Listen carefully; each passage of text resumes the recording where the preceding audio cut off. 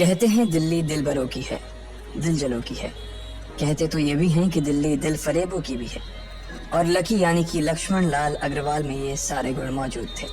लोग उसकी शक्ल को देखकर ही कह देते थे, अबे दिल्ली से हो क्या? लकी वैसे दिखने में स्मार्ट और अट्रैक्टिव था, पर जेब से खस्ता हालत होने की वजह से रहता बेहद सिंपल तरीके से था।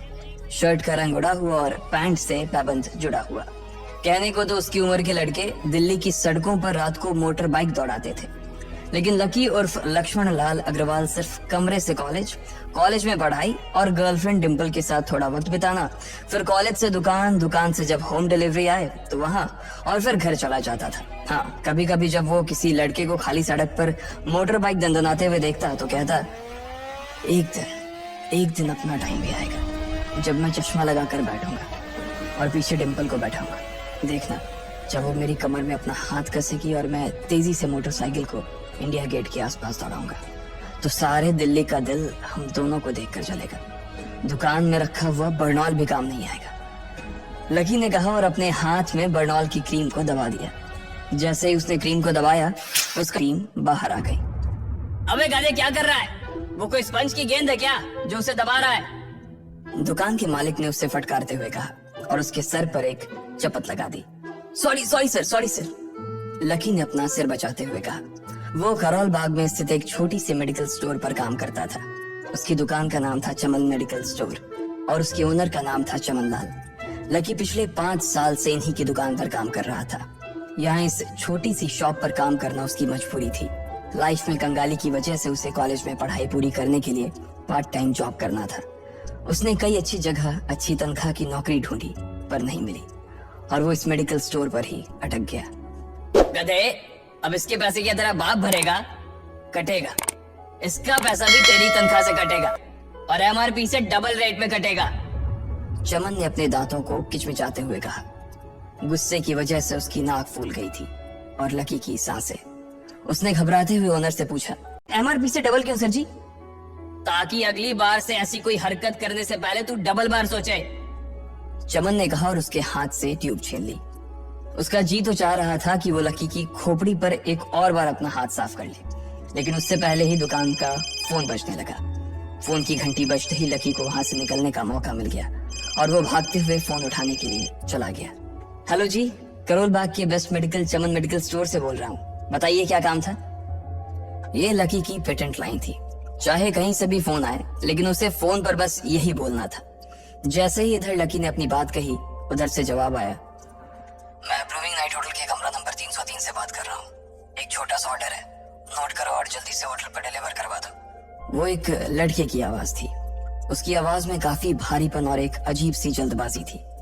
जैसे ही लकी ने वो आवाज सुनी, पता नहीं क्यों उसे वो आवाज जानी पहचानी सी लगी। जी सर, बताइए आपका क्या ऑर्डर है? हाँ तो लिखो, हार्ट प्ले के 2 पैकेट और 1 पैकेट टिश्यू। लकी जो कि अपना पेन लेकर खड़ा था, हार्ट प्ले का नाम सुनते ही झिझक गया। असल में हार्ट प्ले नाम का एक कंडोम आता था और इसलिए उसका नाम सुनते ही लकी शर्मा गया था। इतने साल से भी मेडिकल की स्टोर पर काम करने के बाद उसे इन चीजों का नाम सुनने में शर्म आती थी। हेलो भाई, लिखा कि नहीं लिखा? उस आदमी ने फिर से लकी से पूछा। जी सर, लिख लिया सर, लिख लिया। लकी ने खिसियाकर हंसते हुए कहा। लिख लिया तो फिर लेकर निकल, उस लड़के ने कहा। उसकी आवाज सुनकर ना जाने ऐसा क्यों लग रहा था कि वो बहुत बड़ा आदमी था। जी सर, मैं सर, लेकिन सर बाहर तो बारिश हो रही है, लकी ने कहा। उसने देखा कि बाहर बहुत तेज बारिश हो रही थी। उनकी दुकान के सामने पानी भर गया था और तेज हवाओं की वजह से चमन मेडिकल स्टोर का बोर्ड भी गिर गया था। लकी को लग रहा था कि वो इतनी तेज बारिश में अभी एकदम से तो नहीं निकल पाएगा, तो उसने उस लड़के को समझाते हुए कहा, सर मैं ऑर्डर तो ले आऊंगा पर थोड़ा टाइम लग जाएगा, बारिश थोड़ी थम जाए। अब इससे पहले कि वो कुछ आगे बोल पाता, फोन पर लड़का बोल पड़ा। तुम्हारे मालिक को पता है कि तुम मल्होत्रा जी के लड़के को मना कर रहे हो? हाँ पता है, बारिश हो रही है, इसलिए सारा सामान अच्छे से थैली में पैक करके लाना और लेट नहीं होना चाहिए, समझे? उस लड़के ने कहा और इससे पहले कि लकी आगे कुछ कह पाता, उसने फोन काट दिया। उधर से लकी के दुकान का ओनर उसे घूर कर देखा जा रहा था। लकी के हाथ में पेन और पेपर देखकर ही वो समझ गया था कि उसके पास कोई ऑर्डर आया था। आज वैसे भी इतनी बरसात होने की वजह से सुबह से इक्का दुक्का ग्राहक ही दुकान पर आए थे। ऐसे में उसकी दुकान का मालिक एक भी ऑर्डर को छोड़ना नहीं चाहता था। वो लकी को देख रहा था और लकी बारिश की ओर देख रहा था। बारिश का बहाना नहीं चलेगा, जाना पड़ेगा, चमन लाल ने कहा। मैं बहाना नहीं कर रहा सर, थोड़ी बारिश धीमी हो जाए तो मैं चला जाऊंगा। अभी आप खुद ही देखिए कितनी तेज बारिश है। वो पता नहीं कोई मिस्टर मल्होत्रा का कोई बेटा कुछ ज्यादा ही जल्दी में था। मैं साइकिल से तो पहुंच नहीं पाऊंगा इतनी जल्दी। लकी ने उनकी ओर देखते हुए कहा। क्या कहा? मिस्टर मल्होत्रा जी का बेटा? तू मेरी दुकान बंद करवाएगा क्या? अभी क्या भी निकल उनका ऑर्डर लेके, वो हमारे बहुत पुराने कस्टमर है, चमन ने कहा। पर लकी ने कहा ही था कि चमन बोला। पर कुछ नहीं, तू मेरी मोटरसाइकिल ले जा, उसने गुस्से में कहा। अरे सर जी, 200 के ऑर्डर में मुश्किल से 40 रुपए बचेंगे, इससे 3 गुने का तो पेट्रोल ही लग जाएगा, और अगर गाड़ी रास्ते में बंद हो गई तो अलग से खर्चा, लकी ने समझाते हुए कहा। वो जानता था कि उसका मालिक इन सब बातों पर ध्यान नहीं देने वाला। चमन लाल बोला। कोई बात नहीं, तू जा, चाहे जो हो जाए ग्राहक नाराज नहीं होना चाहिए, और वैसे भी वो मल्होत्रा जी का बेटा है। चमन लाल ने मोटरसाइकिल की चाबी लकी की ओर उछालते हुए कहा। लकी ने चाबी ली। उसे देखकर उसके अंदर मिक्स फीलिंग आ गई। एक तो वो बहुत खुश हुआ कि बड़े दिनों बाद बाइक चलाने को मिलेगी, पर वहीं दूसरी तरफ दुखी इसलिए हुआ कि बाइक मिली भी तो ऐसी तेज बारिश में अगर खराब हो गई तो इसकी चपत भी उसके सिर पर ही पड़ेगी। वो मुंह लटकाकर रेनकोट और हेलमेट पहनते हुए वहां से निकल गया। बाहर आकर बाइक को देखा तो लकी ने मन में सोचा, चलो ठीक है, जो होगा देखा जाएगा, कम से कम बाइक तो चलाने को मिल रही है। दरअसल लकी इतने साल काम करने के बाद भी अपने लिए एक मोटरसाइकिल नहीं ले पाया था। लकी की तनख्वाह ही इतनी भर थी कि सिर्फ उसके कमरे का किराया, उसकी साइकिल में डालने वाली हवा का खर्च, बिजली पानी का बिल और डिम्पल के साथ महीने में 1-2 बार बाहर खाने का खर्चा ही निकल पाता था। उसे डिम्पल की कही बात अक्सर याद आती थी। लकी, अगर अगले 2 महीने में तूने बाइक नहीं खरीदी ना तो मैं तेरे से ब्रेकअप कर लूंगी, देखना। असल में डिम्पल को लकी के साथ बाइक पर घूमने की बड़ी तमन्ना थी। लकी की इस उजाड़ जिंदगी में एक वही तो थी जिसके लिए जिंदा रहने को उसका जी चाहता था। जब भी वो उससे बाइक की बात करती तो लकी डिम्पल की इस बात को हंस कर टाल देता था। वो अपने मन में इस बात को अच्छे से जानता था कि डिम्पल उससे बहुत प्यार करती थी और वो उससे कभी छोड़ कर नहीं जा सकती थी। वो दोनों एक दूसरे में ऐसे घुले मिले थे जैसे बादल बरसात में घुल जाती है। लकी को डिम्पल बहुत पसंद थी और वो उसके लिए दुनिया जहां की खुशियां खरीद कर ला देना चाहता था। वो चाहता था कि एक दिन वो डिम्पल को प्लेन में बैठाए, लेकिन उसके ये सब ख्वाब इस कम तनख्वाह की नौकरी की वजह से कभी पूरे नहीं होने वाले थे। पर आज उसके पास एक मौका था।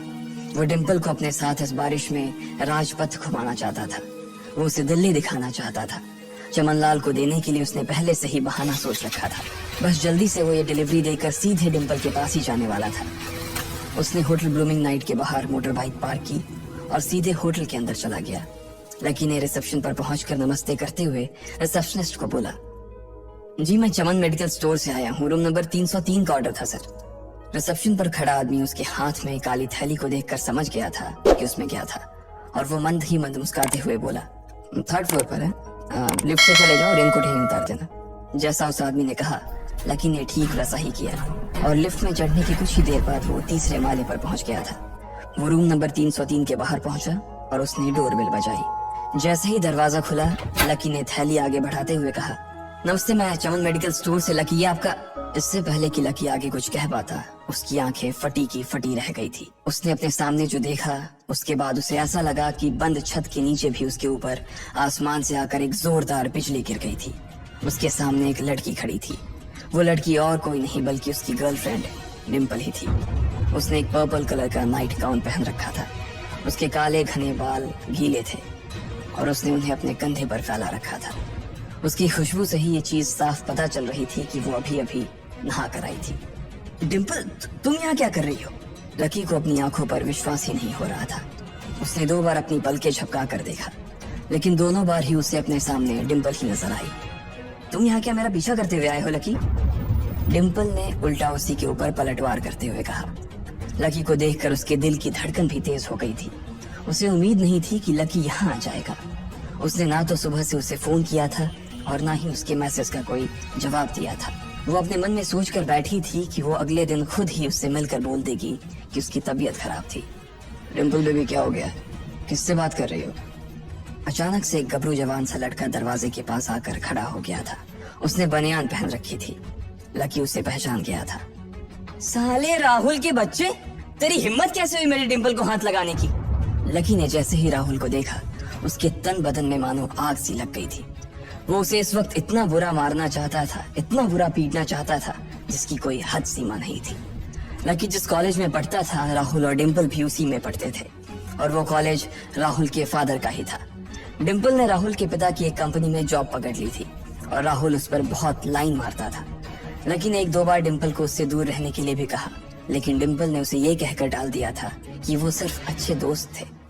आज भी इससे पहले कि वो आगे बढ़ता, डिम्पल उन दोनों के बीच आ गई।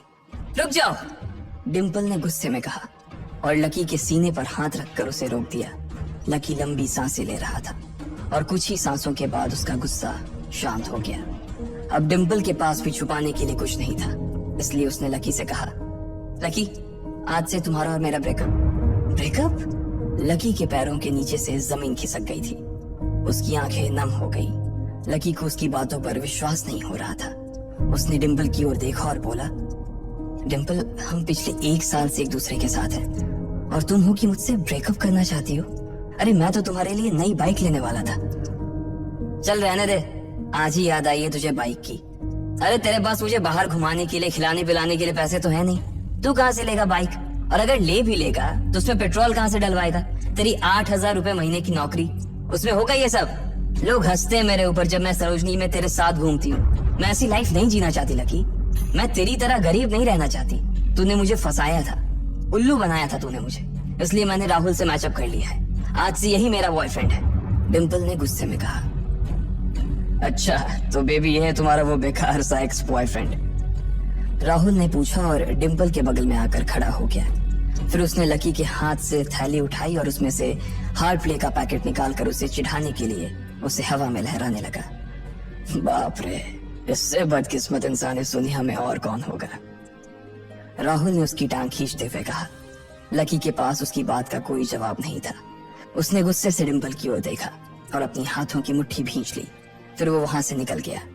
अबे पैसे तो ले जा, सब कुछ फ्री में देता जाएगा क्या? राहुल ने जोर से ठहाके लगाते हुए कहा, लेकिन लकी बिना उसकी बात सुनते ही निकल गया। उसके दिमाग में डिम्पल के कई शब्द गूंज रहे थे। उसने कभी सपने में नहीं सोचा था कि डिम्पल उसके साथ कुछ ऐसा भी कर सकती थी। जिस इंसान के लिए वो इतना कुछ करना चाह रहा था, उसे उसकी कोई कदर ही नहीं थी। लकी इतना हताश हो गया था कि बुरी तरह से रोने लगा। इस बार वो लिफ्ट से नहीं बल्कि सीढ़ियों से नीचे उतरा और एक सीढ़ी उतरने के साथ उसके आंसू आंखों से छलकते जा रहे थे।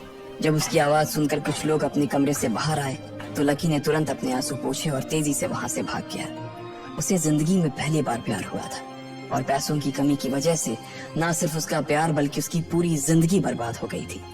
लकी जैसे ही बाहर आया तो उसने देखा कि बाहर अंधेरा हो गया था।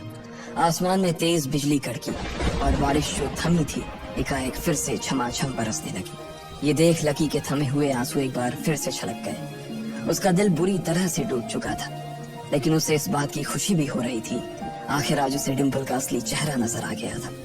वो तो उसके साथ घर बसाने की सोच रहा था, लेकिन अच्छा हुआ कि उसने पहले ही उसका घर बर्बाद होने से बचा लिया। लकी को दुख तो बहुत हो रहा था, पर उसे ये भी लग रहा था कि उसे आगे चलकर यही दुख उसे खुशी देने वाला था। लेकिन एक चीज थी जो लकी को परेशान कर रही थी, वो थी उसकी माली हालत।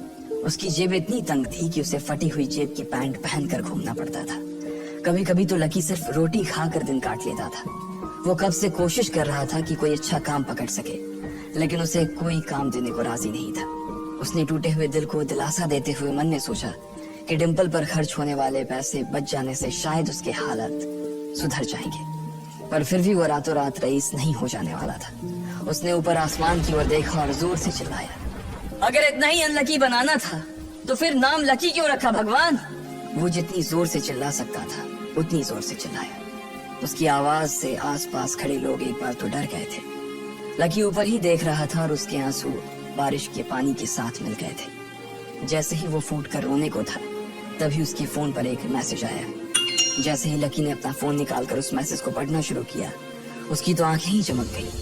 अचानक उसके आंसू हंसी में बदल गए और वो जोर जोर से वहीं सड़क पर नाचने लगा। उस मैसेज में लिखा था, परिवार की रिसर्च और परिवार के निर्णय के हिसाब से अग्रवाल परिवार का वारिस लक्ष्मण लाल अग्रवाल उर्फ लकी ने गरीबी अभ्यास की परीक्षा को पास कर लिया है और आज से ही वो उस जमीन और उस जायदाद का मालिक हो जाएगा जो परिवार ने उसके नाम कर रखी थी। ये कैसा मैसेज था? आखिर कौन था लकी? क्या थी उसकी असलियत? और वो कैसे रातों रात ही अनलकी से लकी हो गया था? वीडियो अच्छी लगी हो तो लाइक करें, शेयर करें और हिंदी फनी कहानी चैनल पे नए हो तो सब्सक्राइब करें और बेल आइकन को ऑन करना ना भूलें।